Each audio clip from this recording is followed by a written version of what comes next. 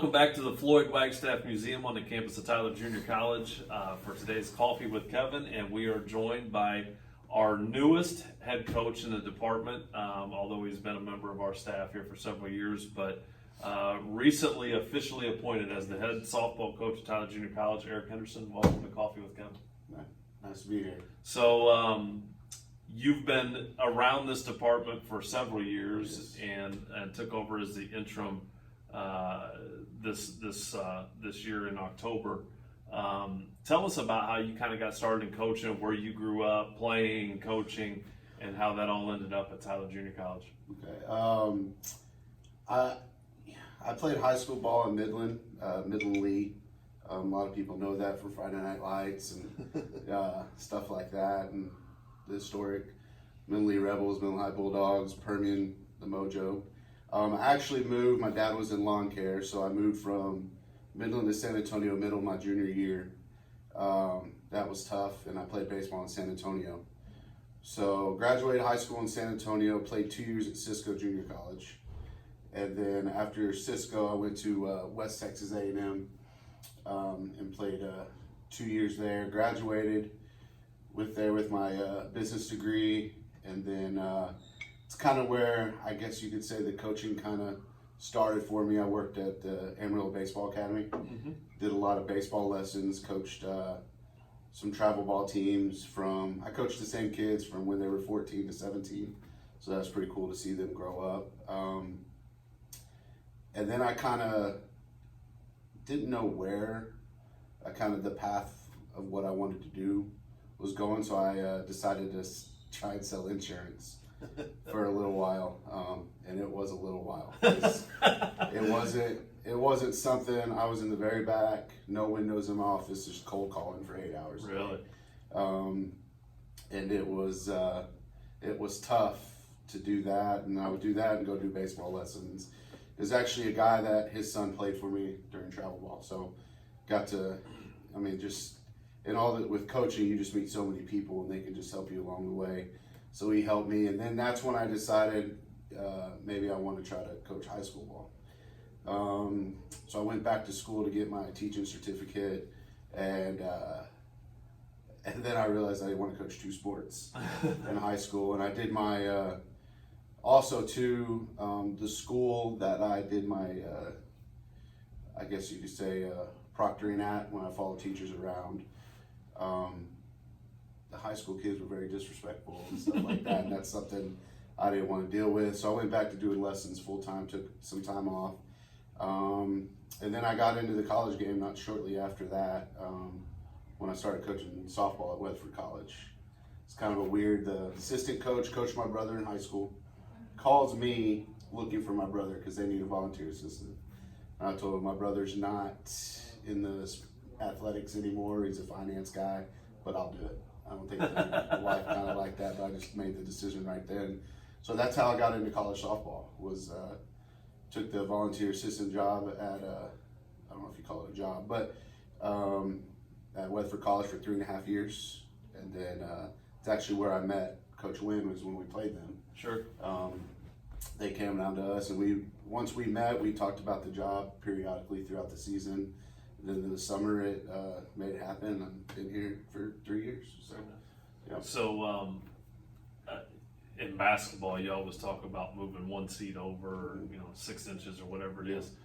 I think it's unique at any point in time when you transition from being an assistant coach to a head coach, and I think everybody in coaching always says you're not really prepared for it until you've gone through it.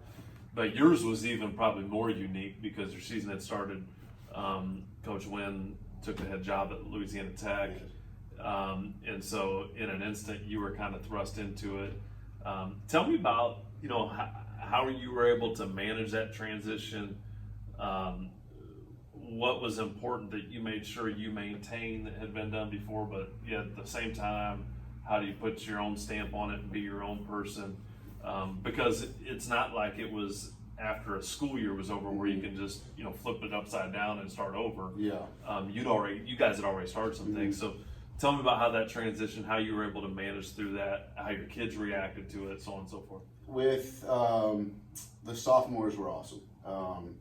you know, because I've coached them for, I guess, well, 2 years now, but I've already had them for a year. So the sophomores really stepped up for me and helped me out because it took me a while to get an assistant. I mean, I didn't have one until January, so they stepped up. They knew what I expected out of them, so they helped out tremendously through all that, made the transition that much easier. Working for Coach Wynn really prepares you for anything. So it wasn't as, I think the hardest part was me being the good cop, bad cop. Right. Is as the assistant coach, depending on what school you're at, but I was a good cop, and then thrusted into that head role, the interim role.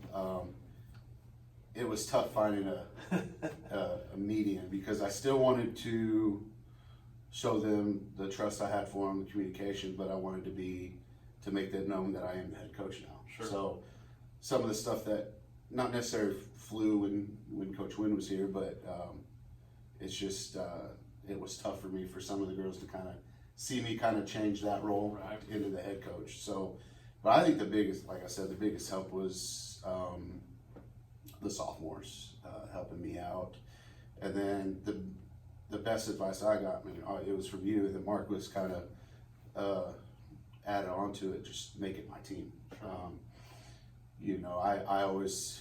I'm a big, like, what are they thinking? What's going on? Well, they're not here anymore. So it doesn't matter, yes, because I want to make them proud. I want to continue the success we've had here at Apache Nation, but in Apache softball. But I got to stop. I've stopped worrying about what other people have thought that have been here and what other people are thinking, and made it my team. Sure. So that was the biggest, I guess, hurdle. I had to stop worrying about what, not necessarily what Coach Wynn thought, but she's not here anymore. So Right. that's make it my team, and still try to have those expectations that we've had in my 3 years here. Right. So. What, as if your year wasn't weird enough, we're sitting around 21-3. In fact, my last Tyler Junior College sporting event that I was at before all of COVID started to unravel was at a softball game. Yes.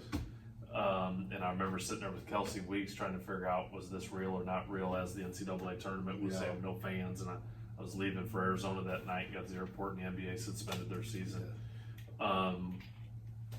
For you all, I think I talked to Doug Rand about this, and Trina, who was getting ready to go to the national tournament. For the people who were in season at that point in time, such a weird dynamic, because you still feel like you had gotten started and there's still more to accomplish. And for us, being ranked in the top 5 in the country, felt like we had a chance to make a postseason run.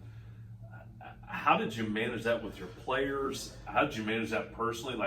I think sometimes, I said this to somebody else, somebody forgets coaches aren't robots, and we had a big part of our lives put on hold, or still, have a big, and then your players essentially just, there was no ending. Yeah.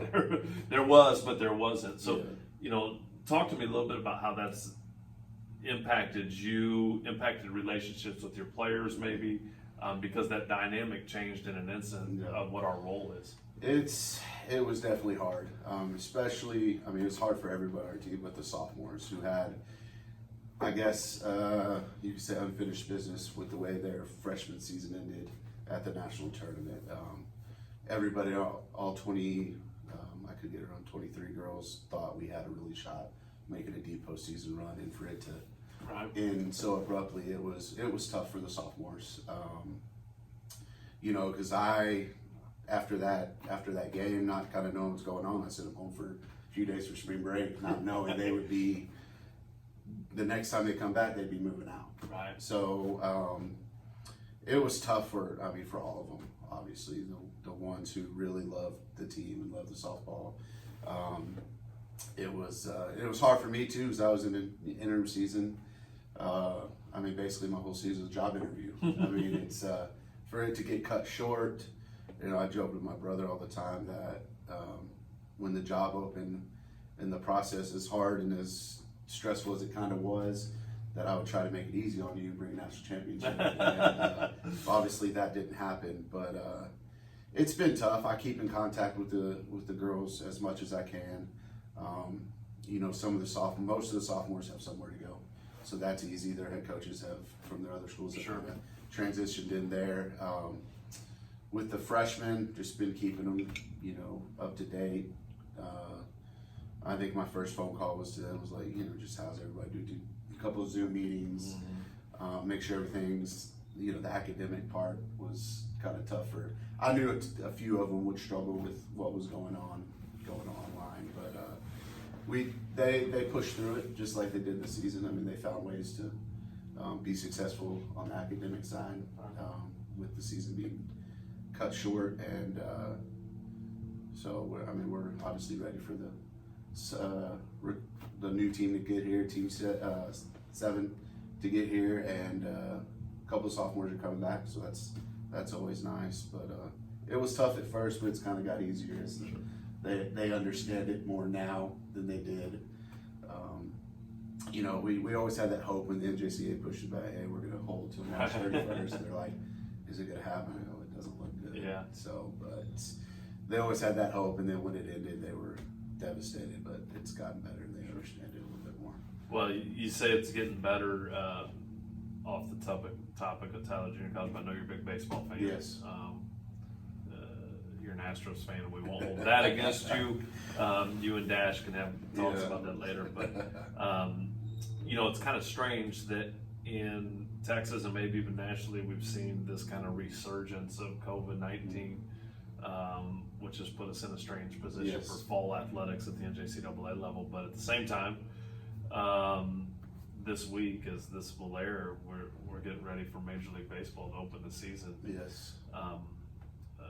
You know, I tweeted out Sunday night that I forgot how much I missed Sunday night Yes. baseball. Like it just ending a weekend and winding down, having a game to watch. You know, what for a coach and for somebody that lives in the athletic industry, like what does that bring to you in terms of maybe a sense of return to some type of normalcy? It's good. I mean, watching SportsCenter is almost back to normal with baseball. I watched. You know, I've been staying away from SportsCenter because there's nothing going on. Right. So last night I actually turned it on. Fell asleep to it. There's baseball highlights on it. The only difference was not all the. I mean, they showed some scores, but not all of them. And then I think one unique thing was yesterday they kind of like we do our scrimmages here. Aaron Judge. They get 3 outs, but they want their pitcher to keep throwing. Right. Next pitch, Aaron Judge hits a bomb. So, Right. but I think you're starting to feel a little bit normalcy come back. Without the fans, it's going to be a little awkward, but you kind of like that sound with the ball hitting the bat, and I mean watching the cutouts behind home plate. It's I've been trying to act like it's normal. You know, ESPN SEC shows those old football games. Sure. And stuff like that. So every Saturday I just, turn on a football game or something like that. But it's going to feel nice to actually watch a little bit of baseball in the next week just to come back. And I know my team's Astros, and I'm surprised they didn't get hit by pitch yesterday against the Royals. But it's fun to watch them because I'll always be an Astros fan. I mean, it's hard to be right now, but we'll see after the next couple of years. Well, we got room. The Yankees fans, we have room if you want to convert. Yeah, at this point. But last question, we'll close with this. I think it's, you know, as we kind of return to normal, it's also not normal. Yeah. And so, how has it changed even just the way the summer would normally go for a softball coach, whether it's, I know finally there's some recruiting opening back up, but it's certainly not the same. How's it changed just your preparation going into the fall, maybe communicating with kids differently? You know, I think this is one thing I was having a conversation with somebody about yesterday was, normally you deal with some concerns of particularly freshmen leaving home for the first time and the anxiety that goes along with that. Now those anxieties are much different, whether it's a freshman or a sophomore. So how is this whole lead up to whatever the quote unquote new normal looks like, look different for coaches and particularly coaches in your sport? So, like you said, recruiting it's changed, but it's changed more for the Division twos and Division ones. So we still, I mean, obviously we have to wear masks when we do go recruit and distance ourselves from, and that's more that you see the difference. You see parents actually wearing the mask and spreading out, and these different camps having guidelines. Right. For, you just never. Sometimes you forget to put your mask because you're not used to it. Sure. So I guess you should be now, but you're not used to it. So it can be uncomfortable, but it's for the best, Sure. I think. And so that's one thing. You see different tournaments doing different things, and I think they talk. And I mean, recruiting's more virtual now. I mean, it's you have athletes go live. Sure. It's tough. I mean, it's just a little camera out there, and you try to watch the best you can, not knowing who's playing where, and Right. sometimes pairing. But as far as junior college, it really it's changed a little bit. And as far as preparing, it's hard for me because it's my first year. Right. My interim year gets cut short, Right. and then You won't know what normal looks like for a Yes. couple of years. yes. So with the dates changing, practice schedules changing, I'm in the process of kind of changing what we usually do because we can't start till a later date now. So kind of just preparing the girl, if the athlete's coming in to what the new normal is going to look like, but it's changing every day. Sure. You really don't know what that's going to look like till they get here. So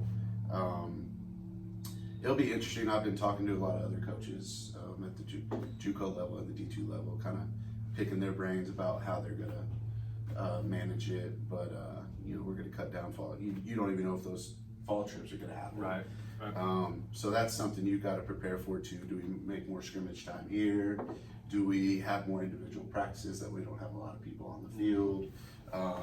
Things like that. Weight room, do we split them up? Half in there, half conditioning. So it's definitely different in that aspect. Do we make them wear masks while they're working out? Wear gloves. But we're going to prepare for it the best we can.